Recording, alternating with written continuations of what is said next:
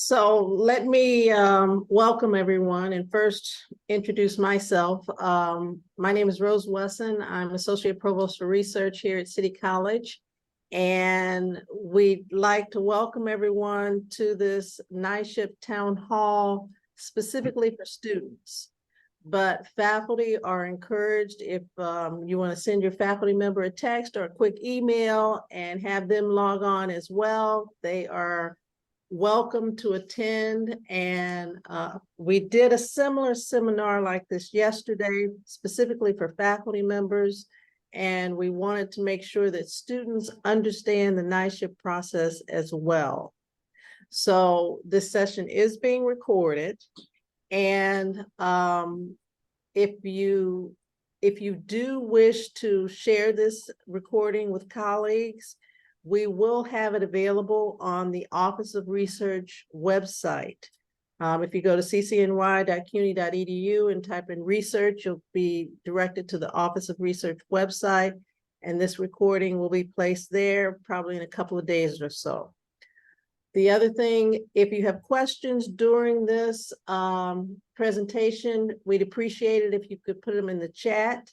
At the end, we will take all questions and try to make sure that everyone is on the same page regarding NYSHIP and how do you get health insurance here at City College. So with that, I think I'm going to introduce Dr. Alan Shih. Alan is the Director of Research Development here and has spent many, many hours trying to simplify this process such that our PhD students have health insurance available, as well as understand how to keep and secure the health insurance that you have. So, Alan, I'll turn that over to you now. All right, thank you. As Dr. Wesson mentioned, this particular section, this particular town hall is geared toward the PhD students who are appointed on the non-teaching agents appointment, and therefore have the access to the NYSHIP program. So this will hopefully through this town hall, you will understand the mechanism better and understand the issues associated with this program, and then be able to benefit from this program without too much of the issues that occurred during the past from time to time. So NYSHIP stands for the New York State Health Insurance Program, and it is a comprehensive health insurance programs for the New York State public employees. And CCNY us appoint our full-time PhD student, and only full-time PhD students are eligible to this particular appointment. And we appoint the students to this title called non-teaching agents, or NTAs positions. We actually don't appoint you to the NYSHIP, even though sometimes in the communication, that kind of a confusion occasionally blend into the conversations, but you are actually appointed with the title of non-teaching agent at City College. And through that appointment, you then be eligible to the NYSHIP program benefits. The other eligibility requirement is that you would have to have the payroll amount in a year of 4122 or more in order to be eligible. And I will explain more about this and how it works in the next couple of slides. So again, you are appointed to non-teaching agents. You are not appointed to the NYSHIP. And so who are eligible for the NYSHIP program? Those appointed on the tax levy line with an annual income or payroll more than 4122 or more. And that means the students, if some of you have been appointed as agent lecturer, or we call them AKA TAs. For appointment, you obviously get more than 4122 of support in a year. Therefore, you are eligible for NYSHIP. or some of you have been appointed to graduate assistant title, either it's A, B, or C, or D. All these appointments have annual payroll amount more than 4122. So NTA is the one that has the least of payroll amounts, but we are using this particular appointments to enable you to be eligible for the NYSHIP. So this town hall will focus on this particular NTA appointments. And again, it is only available to the full-time PhD students. I assume all of you in this audience right now, you are one of the full-time PhD students at City College.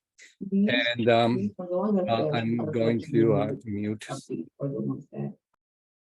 And then this allows the student to have access, and then especially for those students who are now doing your research supported by the research grants of your faculty advisor or fellowships programs and so forth, and through the RF payrolls or through the RF stipend payments. This is actually a fairly complex process, but a lot of them are transparent to the students, but I just want to mention some of them to you so that you understand that sometimes you run into some issues. It is not because of a certain department that is not doing their job, but because there could be some process delays and so forth. It's not just one single department can handle all the processes. So if it is complex, the first question that we want to ask ourselves, or we have to answer ourselves, is if it's so complex, why bother with this process? The issue is that full-time PhD students here at the City College should be provided with a health insurance coverage. However, if you are appointed, supported to do research through our payroll or supported by your advisor through some sort of external fellowships or internal fellowships, you don't necessarily have the benefit, health insurance benefit from Research Foundation, because your fringe rate is just the bare minimum of it to meet the minimum required fringe benefits. However, it is not eligible for the health insurance program offered by Research Foundation. And therefore, we appoint you to NTA, meeting the minimum of 4122 annual rates. And therefore, you can be on the NYSHIP health insurance program here rather than with a Research Foundation. I just want to stress that this 4122 that you are provided through this NTA appointment is not a health insurance premium. It is still a payroll. You can think of it as a job, a part-time job that you have, and that part-time job will provide you with a small amount per pay periods, and that small amount throughout the year will be more than 4122. Therefore, you still need to submit the timesheet for this payroll appointment.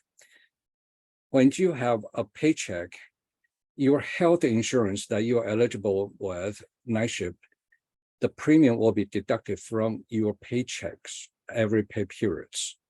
Therefore, the amount that you are receiving is, or your faculty advisor is paying for this NTA appointment, is not paying directly as a health insurance premium. It is actually paying you for, as a payroll, even though however small this payroll appointment is, it is paying your payroll, your paycheck for the work. And then part of your paycheck is paid to the is paying the premiums of that cover your health insurance.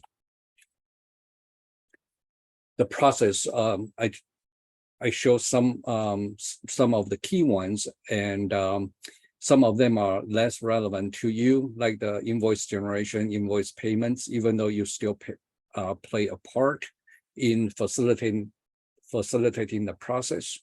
But I want to mention about the appointment process, as many of you has just gone through, and explain some of the issue with the timesheets and the premium deduction especially.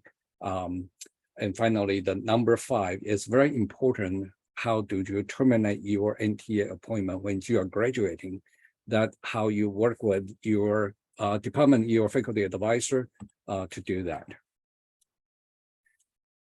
A very busy chart, flow chart, but those in gray out or more light boxes, light colored boxes, is less relevant to you.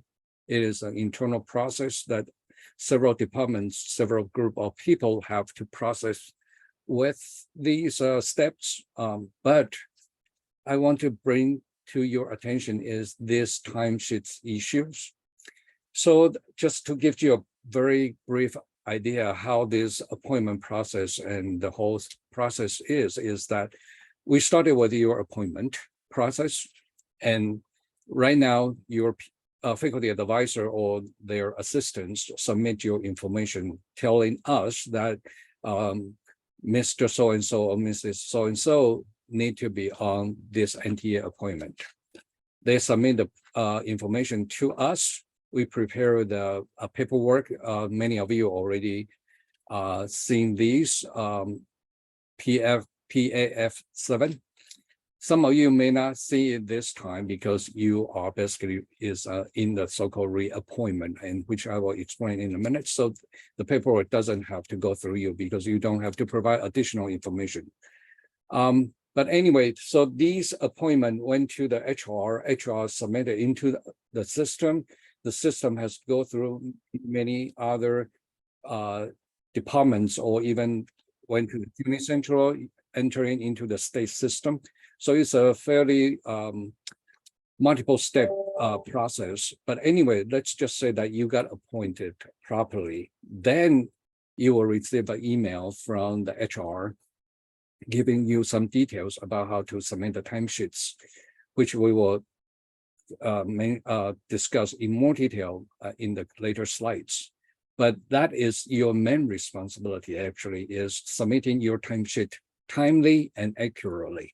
And I will explain the implication that when you don't do that, what are the implications? Some of you have seen this this year. Some of you may not. As I mentioned, if you are in the so-called reappointment, meaning that you have already on the state system through your other appointments, or you have been on this NTA before, then you don't have to enter any other duplicate information highlighted in yellow because you already provided that when you were initially onboarded. And so we basically, based on the faculty submission, we put your information here and then send it to HR to process that. But if you are the first time to be on the system, some of you are, and you receive an email from me and asking you to fill up the fields highlighted in yellow, and then we submit it to the HR, and HR may also ask you to complete additional paperwork. But anyway, if you have been appointed properly, you should be receiving an email from HR indicating how to submit the timesheet and so forth. One thing I want to bring to your attention is that notice that there will be social security number, there will be date of birth, and your home address, a lot of personal information. That's why when I asked you to fill up these forms, I asked you to drop it through a secure portal. And that is always a good habit, not to attach sensitive informations like these through emails, because it is more transparent to the internet. So through the secure portals, when you include some personal informations, just a note of cautions. So timesheet. Again, this NTA appointment is a payroll appointment. It's a job. Therefore, you need to submit your timesheets. When you submit hours onto your timesheets for the pay periods, it will be processed with a paycheck. And the paycheck will allow the proper deduction of your premiums, your withholdings, and so forth. And therefore, the number of hours on the timesheets do matter.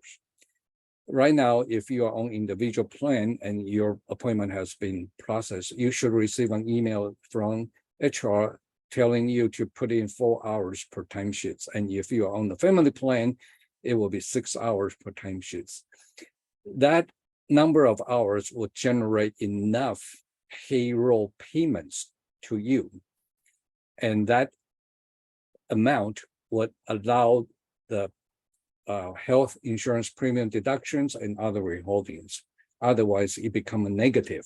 If it's a negative, let's say that you only submitted only 1 hour, and it is not enough for that whatever $47 that you make for the paycheck, and it is not enough for the deduction, then therefore it becomes a negative balance on your account, and there will be a whole slew of implication from that. So, and I will explain in detail also in a minute.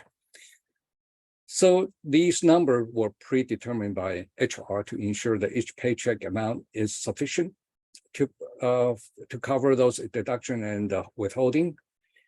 And if your appointment may be completed much later than the first timesheet, or even the pay period's timesheet due date September 8th or September 11th.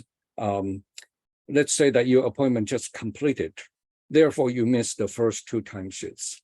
We do not want you to submit only 1 timesheet in the upcoming pay periods and say it's 12 hours. We want you to submit 3 timesheets, including 2 retroactive ones and 1 current ones. All of them carry 4 hours or 6 hours if you are on family plan. So make sure that you don't combine hours into single timesheets if you miss 1 or more. And make sure all the appointed hours are used throughout the periods. Remember that there is a minimum of 4122 per year for the payroll in order to be eligible for the NYSHIP. Those hours ensure you the total number of hours appointed on the NTA appointment for you, ensure that we meet that 4122. Therefore, it is a commitment to work that many hours. It is not an optional income that you can decide that, oh, I don't need that, I don't want to submit the timesheet for, because you benefit from the NYSHIP program health insurance, but you need to make 4122, and therefore you should commit to that. Now, if you graduated or you are going to graduate this semester, obviously you are not going to make 4122, but that's okay, just so long as you follow those scheduled timesheet submissions. Now, the premium deductions. If you don't submit the timesheet, say 0 hours or fewer than the scheduled hours, let's just say that you submit 0 hours for timesheets or did not submit the timesheet. Therefore, you have $0 for the paycheck. With a $0 for the paycheck, obviously you don't have any tax liability action withholdings, but the premium continue to be paid. And so the premium will still continue to be deducted, even though you generate $0 for the pay periods. And that will induce so-called outstanding balance on your account. The way the system works is when you submit your next timesheets, generated sufficient hours, that premium for the current pay periods will be deducted as normally would. And then up to $100 correction will be also deducted from that pay periods to correct the outstanding balance on your account, but only up to $100. So if you have more than $100 of outstanding balance, after that timesheets, you still will have outstanding balance because it only correct up to $100. And so it will take another pay periods or more in order to correct those outstanding balance gradually, 100 by $100 every pay periods. So you don't want to get into this kind of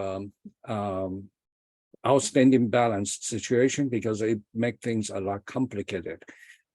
During the past, because some of the students failed to submit timesheets, they didn't realize the importance of timely timesheet submission.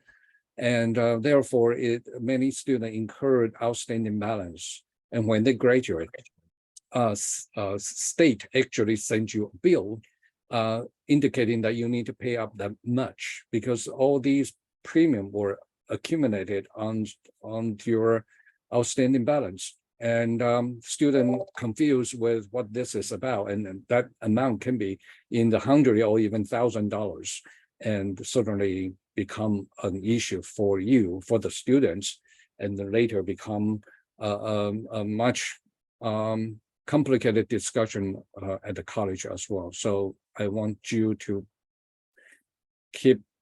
bring home with this message that timely timesheet submission is very important. Now, if your NTA is terminated and you have the outstanding balance still, as I mentioned, the civil service will send you a bill.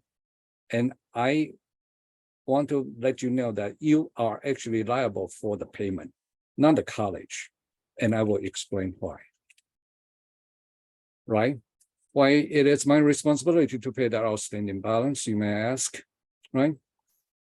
Let's using a very trivial example to illustrate this problem. And your premium is not really $40, but let's just say $40. And using that as an example to do the calculation to illustrate where that extra money came from and why it's your responsibility to pay that. Let's say that your gross pay per pay period is $200. Let's say every hour is $50 an hour, even though it's the true number is $47.42. But let's say $50 per hour, and you have 4 hours to report for the pay period. So you generate $200 gross pay. And your night shift premium is $40, let's say. And the other withholding is $10. So your net pay per pay period is $200 minus the $40 premium minus the $10 withholding. You should get a take-home paycheck of $150 for the pay periods, every pay periods. If you submit those timesheets timely and accurately, you will get $150, this $40 as a premium and $10 as withholding. And cumulatively, you see that you get $300 total, $450, and at the end of the 5th pay periods, you take home $750 into your pocket, into your bank account. And collectively, you pay $200 for the premium throughout the 5 pay periods. And you had the $50 withholdings. So that's the breakdown of that $1,000 total gross income, because $200 gross pay times 5 is $1,000 throughout the 5 pay periods. And then you graduate. So you get this much money into your bank. This much money is deducted to pay for the premium, this much for the withholding. So that's $750 you get. Let's just say that you don't submit any timesheet until the very last pay period. So the first timesheets, first pay periods, you get $0 because you didn't submit any hours. And therefore, without the pay, you don't have the liability for the withholding. And you didn't pay for any of the premium at this point. Therefore, the $40 for the pay periods become a negative on your account. So now your account carry $40 of outstanding balance. The second pay periods, third pay periods, and fourth pay periods, you did not submit anything, generate $0 for the payrolls. But your account now accumulated $160 of outstanding balance. All right. Fifth pay period, you finally submit all the hours. And now you get $810. The reason is the gross pay is 200 times all 5 pay periods, you still get $1,000 gross pay. It deduct that $40 for the 5th pay periods minus the correction of $100. So for the premium against your account, that's why when you have $860 left, and then after the $50 withholding, because you generate $1,000, the corresponding withholding may not be true, but let's just using a very simple math. So in $200 is $10, so $1,000 is $50. So let's say that you deduct the $50 withholding. So you actually have a paycheck of $810 from the state. So you should, in the previous example, if you submit the timesheet properly, you actually only take home $750 in your bank, increased by $750. But now your bank account balance increased by $810. That difference of $60, where did it come from? It is coming from the outstanding balance still carrying in your account, because you only corrected $100 for the pay periods, and you didn't have the 6 pay periods to make additional correction. If you have another 6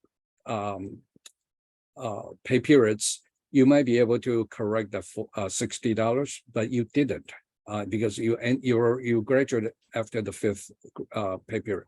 So when you graduated, your account, you go away with $60 of outstanding balance, but you also go away with the $60 extra in your bank account. Therefore, that difference of $60 is your responsibility, because that's the $60 that hasn't been deducted as normally should for the premium that you should be paying. Therefore, the $60 negative is not the PI's fail to pay you additional $60. It is not the college fail to pay you that $60 extra. College already pay whatever the college schedule to pay for you, except that because of the timesheet submission issues that trigger the $60 balance. And that $60 is actually in your bank. And therefore, when the civil service sends you the invoice for the outstanding balance, you are the one who should pay that $60. It's not your faculty advisor should pay for it. It's not the college should pay for it. And if you have question on that, we will open for discussion and I can explain more if this is still confusing. But hopefully the breakdown helped you to understand where the outstanding balance is being generated and whose responsibility is that. The other issue is the termination. Let's say that you are scheduled to graduate this December. Even though your PF7 appoint you for the whole semester, but your termination should be the date of your graduation. And therefore, you should work with your faculty advisor or the department staff, whoever that is, to interface with HR to submit your termination paperwork ahead of time, to tell them that, okay, I'm graduating December 15th, and therefore please terminate my NTA appointment on December 15th. And you should submit this in advance so that HR will have time to process the paperwork. If you don't do that, the issue is the premium health insurance, NYSHIP health insurance premium will continue to be deducted every pay periods onto your account. And therefore, this negative amount will continue to grow. And when civil service sends you that invoice, it is no longer just $60. It can be hundreds of dollars. It depends on when did you finally terminate your NTA appointment. Therefore, it is very important that you should be mindful. I already mentioned this to the faculty yesterday, and I would like you to also be mindful about that. If you know when are you going to leave CCNY for any reason, graduation is the main reason, make sure you work with your faculty and your department staff to work with HR staff to terminate your NTA appointment. They know how to do that. You just need to make sure that you bring this up. All right. The other issue, which may not be entirely your issue, but you can be the one who trigger it. And that costs us on the back end to process these invoices a lot more challenging into a much harder, more challenging situation. So what happened is your NTA appointment, 4122 or whatever number of it's a cost, right? We paid for your payroll for this appointment. That particular amount would have to be recovered by the college from somewhere. And usually it will be the research foundation accounts from the grants and so forth to reimburse the college. I understand this is not something of your concern, but the problem is that particular invoice for your cost, how much cost incurred from your appointment need to be calculated, reconciled into an invoice so that the finance department here can send research foundation for payment request. And we will be able to pay for the invoice from that RF accounts. The problem is if you don't do timely, accurate submission of your timesheets, finance have to wait for you to finish up your timesheet submissions. And because of those delays, it's not the only reason, but that is one of the delays of preventing the invoice to be generated in a more timely manner. And just for a reference, a point of reference is that we are just receiving the invoice for the spring 2023. And after so many months, because your spring 2023 appointment actually ends in May, but this is September now. We just received it at the beginning of September. And I still see some invoices from last year just being paid in the last couple of months. So you can see the delay is very significant, and many of the reasons, one of the many reasons is that a student did not submit their timesheet properly or timely. Therefore, I want you to remember to submit your timesheet again in a timely manner. So your responsibility as a student, as I mentioned, is that you need to work closely with us to enable us to appoint you to the NTA timely. And most of you have done that. So I appreciate your interaction with us. If there are additional issues, continue to communicate with us. But the most important part is the timely submission of timesheets. And then remember to terminate your NTA appointment upon your graduation or when you are leaving City College for any reasons. Another issue that I haven't mentioned is that most of you are on the individual health insurance coverage. But if you need to move to a family coverage because of there is an event of life events that you got married or whatever, that you need to cover for your families, you need to submit the paperwork within 30 days of events. Or you already been in family plan, but you welcome a new family member to the family and you want to put the baby or whoever to the program, to the plan, then you need to submit the paperwork within 30 days of events as well. If not, then there could be another 45 days of waiting period before the coverage kick in. So you certainly want to avoid that.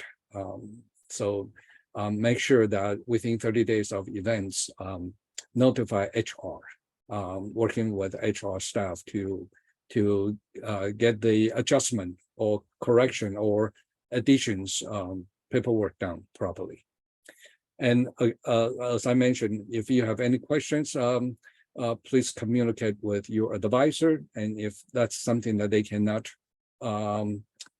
resolve for you, work with HR or even our office so that we will be able to support you. And again, we are just here to help to support your success and be more focused on your research. So we certainly want to reduce the problems or challenges of these administrative issues for you, but bear with us that sometimes challenges still arise, but hopefully when it arises, we will be able to help you timely and quickly to resolve the issues. So make sure to communicate with us. If your appointment has been completed, you should receive a table similar to this. This is for the individual plan, and for the family plan, you see that the only difference is the number of hours per timesheets. So individual ones, 4 hours per pay periods that you should submit. And in this particular semester, it's 4 hours across or 6 hours across. So it's fairly simple. In the spring, it is a little bit more complicated, but I don't think we should get to that. We will communicate with you later in the spring. The number of hours for some of the later pay periods will be increased for a reason, but I don't want to complicate the discussion for today. But I just want to make sure that you observe these dates and remember that your submission of timesheets also require your faculty advisor to approve it. Therefore, make sure you submit the timesheet early, and then so that they give them a little bit time to approve your timesheets. Okay. Again, in the notes from HR, you will see the number 3 here. The member accruing on outstanding balance in their account and be liable for the payment directly to this civil service. Okay, so again, I explained the reason why you are liable for it. So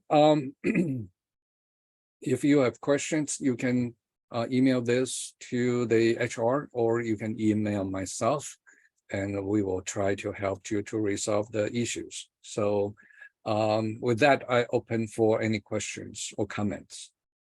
So thank you, Alan. There are a couple of questions in the chat that I'll start off with, but to be clear, the 4 hours per timesheet, is that bi-weekly or is it 8 hours?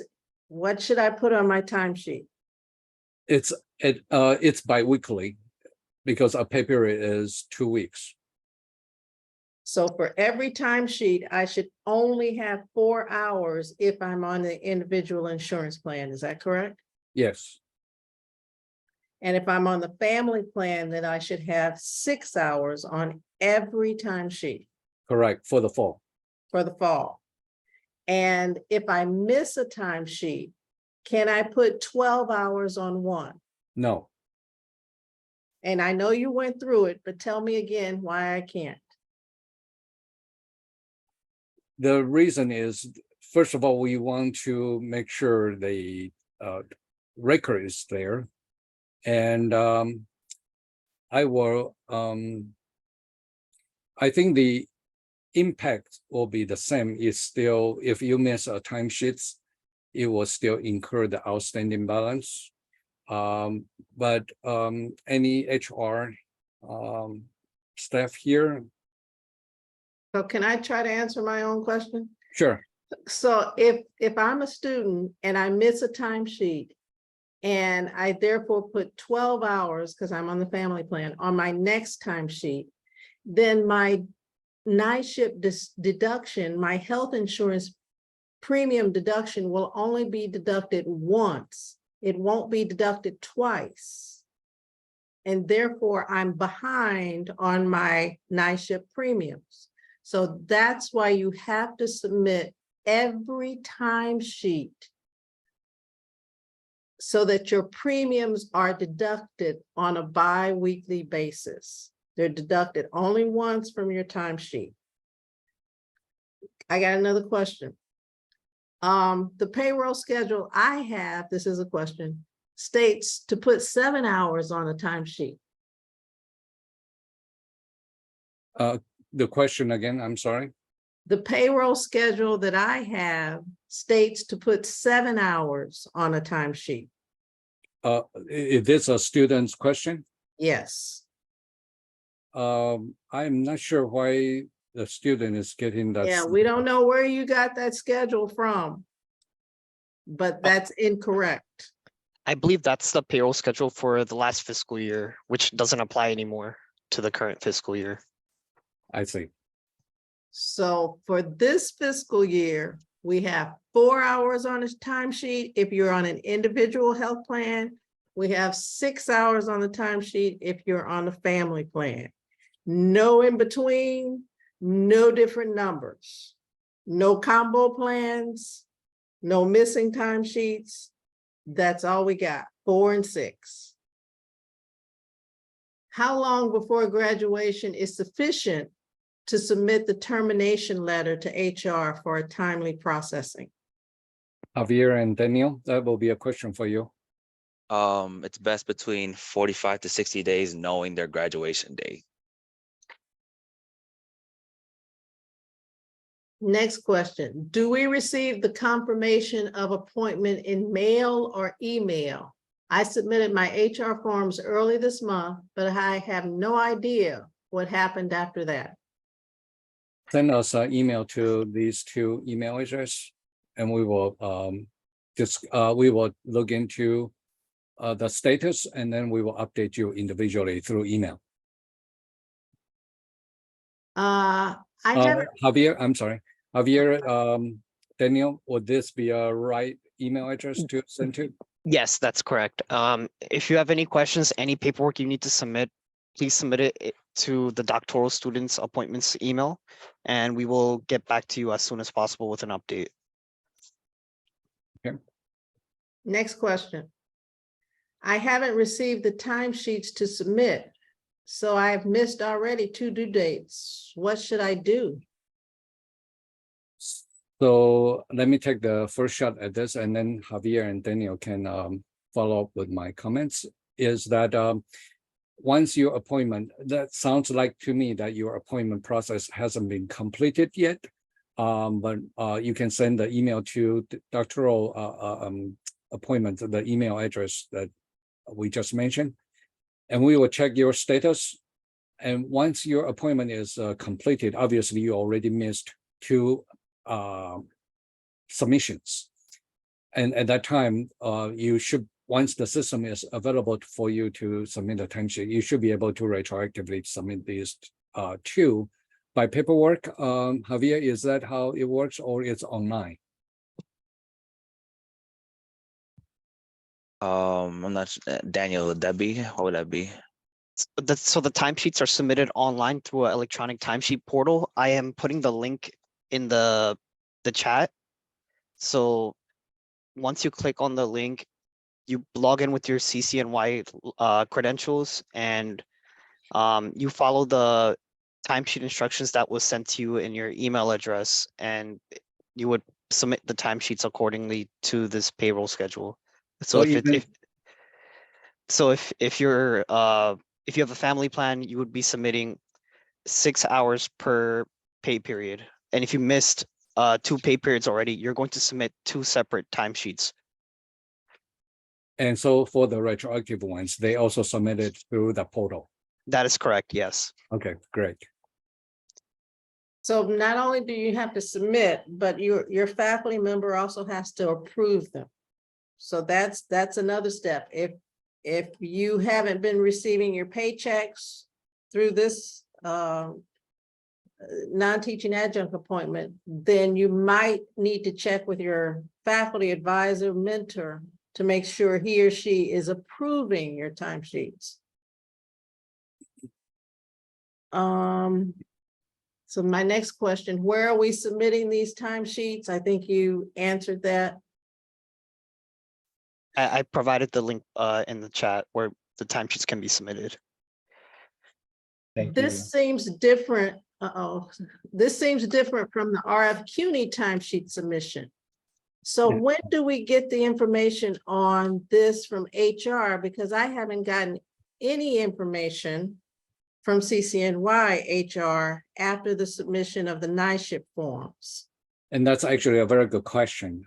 First of all, it is indeed a different timesheet system. Think about, you have two jobs. If you are appointed on the RF site, you have one job at Research Foundation, and that job requires you to submit timesheet there at the Research Foundation website. This NTA is a tax levy appointment, so think about it as your second job. Even though the payroll is much smaller, but you still have to submit the timesheet through that CUNY's or whatever that the portal is. So indeed, it is a two different job. You are submitting two different timesheets. And students sometimes get confused about these. They went to Research Foundation website looking for the timesheet to submit. No, it should be a separate timesheet portal. And if you haven't received any message from HR, more than likely is that your appointment process is still pending somewhere. And again, send the email to this email address, and they will be able to check the status for you and then communicate with you individually through the email. So let me, we got a few minutes, but let me just try to say, why are we doing this? And Alan said, Dr. Shih said a little bit about why we're doing this. Because you do get paid mostly through RF. That's where your primary check comes from. But RF is not providing health insurance for the students. Your health insurance comes from this non-teaching adjunct appointment. So that's the reason you're getting two checks, one to cover your health insurance, and the other one covers the work that you're doing in your research with your advisor or your mentor. So you must submit two timesheets in order to get health insurance and in order to get your paycheck from your research. How can I get the correct schedule? You can send an email to the doctoral student appointments email, and we'll send you the correct schedule. Do we receive a health insurance card? You should receive it within 2 or 3 weeks once you're officially fully enrolled in NYSHIP. Any issues, you can email me directly or the doctoral email as well, and I'll help you from there. I just received timesheets this week. I was assigned to GC last year. Should I fill some forms to HR in addition to timesheets? I'm not sure what that means. Is that it's a new appointment then, right? Because if their appointment is at GC before, now they are appointed as a NTA at City College. That is an initial appointment with us. I guess. I believe you're right, Alan. They were probably in the Graduate Center last year, and they're moving over to CCNY, so that would be considered initial. And do they have to do this transfer form? Yes, they would. Yes. All right, next question. I'm receiving I'm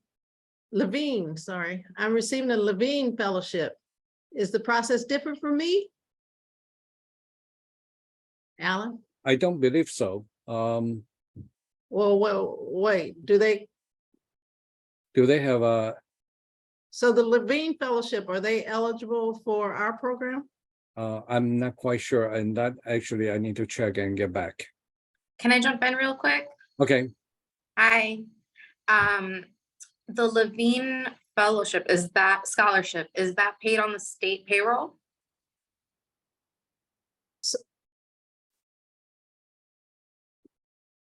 I believe you might be able to unmute your, she doesn't know, he or she doesn't know.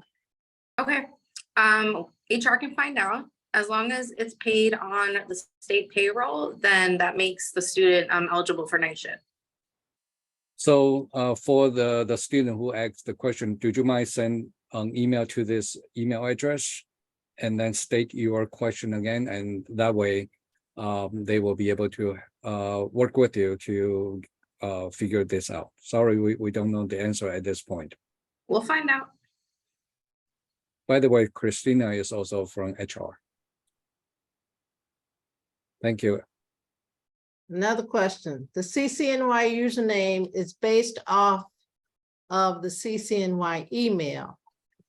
If I'm a transfer from Hunter and my CCNY email never works, should I check in with the department? So, so first you would have to activate your CCNY email in the link below that I'm going to send right now.